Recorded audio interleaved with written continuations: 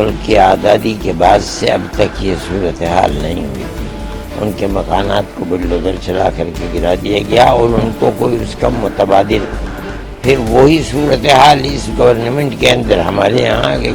ہمارا ماننا یہ تھا کہ ایک مکان کے اندر 10 آدمی رہتے ہیں، 15 آدمی رہتے ہیں، 12 آدمی رہتے ہیں.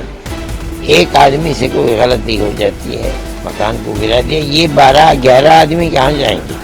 پچھلے کچھ سمے سے پورے دیش میں بلڈوزر ایکشن کو لے کر کے راجنیتی گرمائی ہوئی ہے. الگ الگ سرکار اپنے راجیہ کے اندر قانون ویوستھا کو درست کرنے کے لیے بلڈوزر ایکشن یا بلڈوزر کاروائی کر رہے تھے. ان سبھی کاروائی کو لے کر کے سپریم کورٹ میں یاچکا ڈالی گئی. انہی سب کو لے کر کے سپریم کورٹ نے 17 ستمبر کو ایک سنوائی کی اور اس سنوائی کے دوران بلڈوزر ایکشن پر روک لگا دی گئی ہے. جی ہاں، حالانکہ یہ روک 1 اکتوبر تک کے لیے لگائی گئی ہے.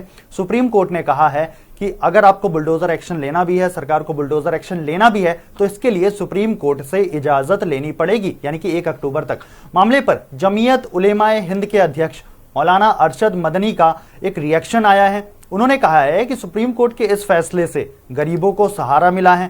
انہوں نے کہا کہ لوگ کرائے کے مکان میں رہتے ہیں، اسے بھی گرا دیا گیا. ایک سے غلطی ہوتی ہے تو پورے مکان کو گرا دیا جاتا ہے، تو ان کے گھر کے باقی لوگ کہاں جائیں گے؟ یہ بیچارے ایسے غریب لوگ ہیں جو لوور کورٹ میں بھی نہیں لڑ پاتے. ہم ان غریب اور بیچارہ لوگوں کے لیے سہارا بننا چاہتے ہیں جن کا کوئی سہارا نہیں ہے. اب ظلم نہیں ہو پائے گا. کورٹ نے کہہ دیا ہے کہ کسی کے گھر کے اوپر بلڈوزر نہیں چلایا جائے گا. کوئی ظلم یا زیادتی کسی پر نہیں ہو پائے گی اور کسی مسلمان کے لیے نہ ہی کسی اور کے ساتھ. لوگوں کو اس سے نجات مل جائے گی. اس سے غریبوں کو سہارا ملا ہے. یہ معاملہ جس رخ کے اوپر کورٹ لے رہا ہے اس کے لیے زندگی مشکل ہو رہی تھی، اس کے لیے زندگی آسان بنانے کا یہ ایک ذریعہ ہے. سپریم کورٹ کے اس نرنے پر مولانا صاحب اور کیا کیا کہتے ہیں، آئیے سنتے ہیں اس ویڈیو میں. ہندوستان کے اندر جو حالات پیدا ہو رہے تھے اس وقت اس حکومت میں لوگوں کے مکانات کو بلڈوزر سے گرانے کے، ملک کی آزادی کے بعد سے اب تک یہ صورتحال نہیں ہوئی تھی.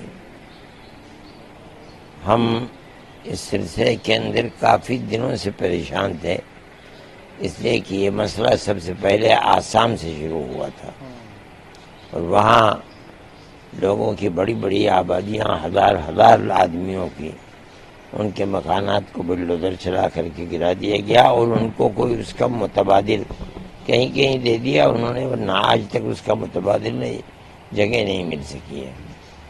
پھر وہی صورتحال اس گورنمنٹ کے اندر ہمارے یہاں آ گئی. یو پی کے اندر یہ سلسلہ چلنے لگا. ایسی جگہ بھی ہیں جہاں لوگ کرائے کے مکان میں رہتے ہیں، اس کو گرا دیا.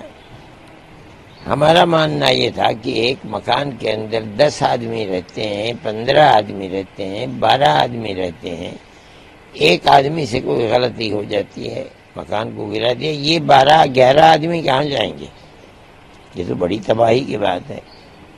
ہم نے یہ سوچا کہ ہمیں اس سلسلے کے اندر، جیسے ہم اور مسلمانوں کے اور غیر مسلموں کے معاملات کے اندر کورٹ کا رخ کرتے ہیں، اس لیے کہ وہ لوگ جن کی زندگی کا کوئی سہارا نہیں ہوتا ہے، ان کے لیے کوئی راستہ نہیں ہوتا ہے، تو ان کے لیے ایک راستہ کورٹ کا ہوتا ہے جہاں ان کو پناہ ملتی ہے.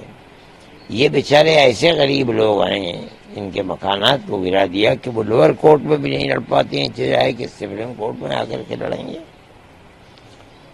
اس لیے جمعیت علماء جس طرح ہمیشہ ہندو مسلمانوں کے معاملات کے اندر ایک دوسرے سے کوئی بھید بھاؤ نہیں کرتی ہے، اسی طریقے پر ہم اس کیس کے اندر بھی آئے ہیں اور ہم ان غریب اور بیچارہ لوگوں کے لیے سہارا بننا چاہتے ہیں جن کے لیے زندگی کا کوئی سہارا نہیں ہے اور وہ اپنی شکایت دے کر کے کہیں جا نہیں سکتے ہیں. ہمیں اس بات کی بڑی خوشی ہے کہ کورٹ نے ہماری اس بات کو قبول کیا اور سپریم کورٹ نے آج یہ فیصلہ کیا جب وکیل یہ کہنے لگے کہ مسلمانوں کے ساتھ یہ ہے اور گورنمنٹ کے وکیل نے کہا کہ نہیں ہم نے ہندوؤں کے ساتھ بھی کیا ہے، تو کورٹ نے کھڑے ہو کر کے یہ بات کہہ دی کہ میں ان جھگڑوں کے اندر نہیں پڑنا چاہتا. ہماری ایک لائن ہے، ہم 10 نکات کو پیش کریں گے، چاہے ہندو کا ہو چاہے مسلمان کا ہو. جب تک وہ نکات پورے نہیں ہو جائیں گے اس وقت تک کوئی کسی کے گھر کو نہیں گرا سکتا ہے. اس میں بڑی اچھی چیزیں ہیں اس کے اندر یہ صورت بھی ہے کہ اس کو پورا حق دینا پڑے گا کہ وہ کورٹ میں اپنی مدعا کو پیش کر سکتا ہے. یہ بہت بڑی چیز ہے. اس کا مطلب یہ ہے کہ اب ظلم نہیں ہو پائے گا. ٹھیک ہے، ایک تاریخ تک کے لیے مہلت دی ہے کورٹ کے فیصلے کے، لیکن کورٹ نے اس کے ساتھ ساتھ یہ کہہ دیا ہے کہ آج سے لے کر کے ایک تک کسی کے اوپر بلڈوزر نہیں چلایا جائے گا. اس دن جو ہمارا فیصلہ ہوگا 10 نکات کا، ہمیں یہ توقع ہے کہ کسی جگہ بھی ان 10 نکات کے ہوتے ہوئے کوئی ظلم اور زیادتی ہو نہیں پائے گی، نہ کسی مسلمان کے ساتھ نہ کسی ہندو کے ساتھ. میں یہ سمجھتا ہوں کہ اور لوگوں نے بھی اس کیس کے اندر دخل دیا ہے، لیکن ہم نے صرف ایک صوبے کے لیے نہیں بلکہ ہم نے تو پورے ہندوستان کے لیے ان مسائل کو پیش کیا تھا. اس لیے میں یہ سمجھتا ہوں کہ یہ ایک تاریخی فیصلہ ہوگا جو کورٹ کی طرف سے، سپریم کورٹ کی طرف سے ہوگا، اور یہ ہندو اور مسلمان اور ملک کے سبھی بسنے والوں کے لیے ایک بہترین فیصلہ ہوگا اور انہیں بڑی نجات مل جائے گی. اس سے کیا امید لگتی ہے آپ کو ایک تاریخ کے بعد جو آپ فیصلہ آئے گا اس سے کیا امید لگتی ہے؟ اس وقت تک جو رخ ہے اس سے ہم یہی محسوس کر رہے ہیں کہ جو 10 نکات ہیں وہ ہر مظلوم کے لیے ایک سہارا بنیں گے انشاءاللہ، اور یہی ہم چاہتے بھی ہیں. اچھا، اس فیصلے کے بعد کیا آپ کو کورٹ کے اوپر جو بھروسہ ہے وہ بڑھا ہے؟ یقیناً ہمیں تو ہمیشہ کورٹ کے اوپر، ہم نے تو بڑے بڑے کیس لڑے ہیں اور ہمیں کورٹ سے اس کے اندر، یہی آسام کے اندر تقریباً 48 لاکھ عورتوں کو ہم نے کورٹ میں لڑ کر کے انہیں حق ملک کے اندر رہنے کا اور زندہ رہنے کا حق دلوایا تھا. جمعیت علماء ہمیشہ ہی کام کر رہی ہے.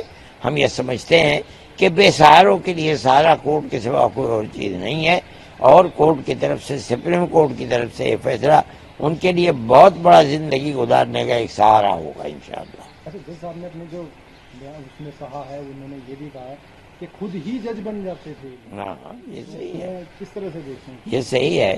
جب ملک کا ایک نظام ہے اور کورٹ ہے اس کسی فیصلے کو قانونی اعتبار سے کرنے کے لیے، تو گورنمنٹ کو اس قانون کو اپنے ہاتھ میں نہیں لینا چاہیے بلکہ کورٹ ہی میں جانا چاہیے. کورٹ اگر کہہ دے کہ ہاں یہ صحیح ہے، ہمیں کیا اس کے اندر ہو سکتا ہے. جمعیت علماء ہند کس طرح سے دیکھ رہی ہے؟ بہت، ہمیں تو اس سے ایک طریقے کا بہت سہارا ملا ہے، غریبوں کا سہارا ملا ہے، ان کو سہارا ملا ہے.